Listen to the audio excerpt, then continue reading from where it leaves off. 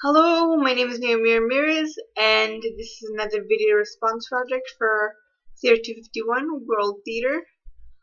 This time I will be responding to Akira Kurosawa's Throne of Blood, or as I like to call it, Japanese Macbeth. So I'm just gonna get right into the prompts and my responses. So the first question, is this is a classic film and combines multiple theatrical references of both the West and the East. This is an adaptation of William Shakespeare's Macbeth. While being a film, Kurosawa pulled heavily from Japanese Noh theater to create this work. What is your general response to this film? Tell me truthfully what your initial response was to watching this. Good, bad, too weird, awesome. Whatever your response may be, explain why you felt that way. So my general response was,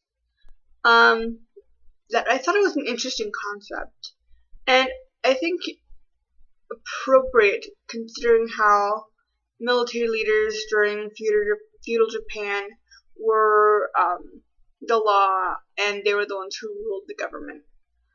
And also considering how much fighting there was for control of the government and of the nation during feudal Japan.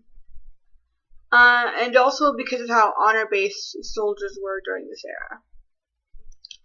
I felt this was a good movie because it masterfully incorporated Japanese Noh theater elements and a Western story, that being Macbeth, which created something entirely unique that I didn't think you'd see or be directed anywhere else.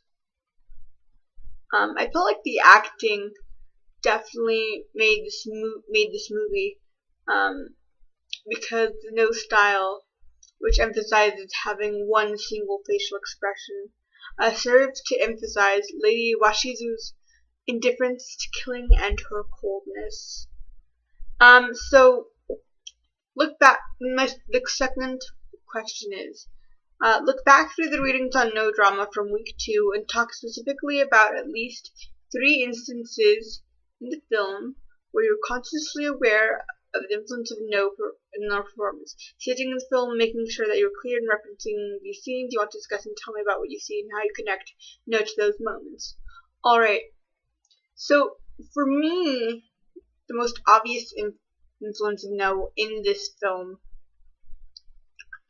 can be seen in the dinner scene where the dancer is chanting and singing in a Noh-like style, which reminds Lord Washizu that he killed his best friend Miki. This seems appropriate because one of Noh's main play categories deals with the reappearance of ghosts, and it's heavily spiritual. The simplicity of the indoor scenes, especially the bedrooms and the dining room, also reminded me of what we'd see in the Noh stage, and in its staging because of its simplicity and because of how often the characters were facing forward towards the audience. I thought this was important in the movie because, this movie, Noh, is about aesthetics and not complete realism as well. Because in its simplicity, it emphasizes the aesthetics. Makeup is also important, extremely important in this movie, especially in the case of Lady Washizu, since she's supposed to look like the Ko-Omote Noh mask. I thought this was very appropriate to make her look like a Noh mask because of her indifference to bloodshed and how manipulative she is in getting her husband to believe he was going to be killed. The music throughout the film was also played by traditional Noh instruments. The third question is, now that you have watched this film, why do you think Kurosawa chooses to use Noh as part of storytelling? Would this have been better served with a different form of Japanese theater to make it more interesting, more powerful, or was Noh the best option to help this retelling of Macbeth? What does using Noh techniques do to the story? Make it stronger? Help with illusion/dream? This is your opinion, but make it well supported, please.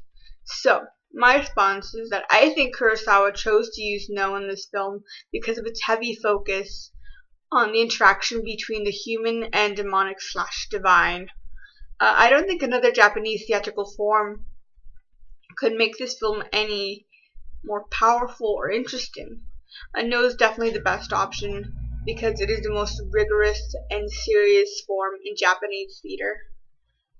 Throne of Blood needed a serious, heavily spiritually based form to incorporate. Kabuki is more about spectacle and comedy and human stories. A lot more so than No. No is also has a heavier focus on aesthetic, and which also makes it a perfect choice because it helps legitimize the supernatural occurrences in the theater and Throne of Blood. So this is my response to Akira Kurosawa's Throne of Blood. I hope you enjoyed it, and I will see you for the next video. Thank you.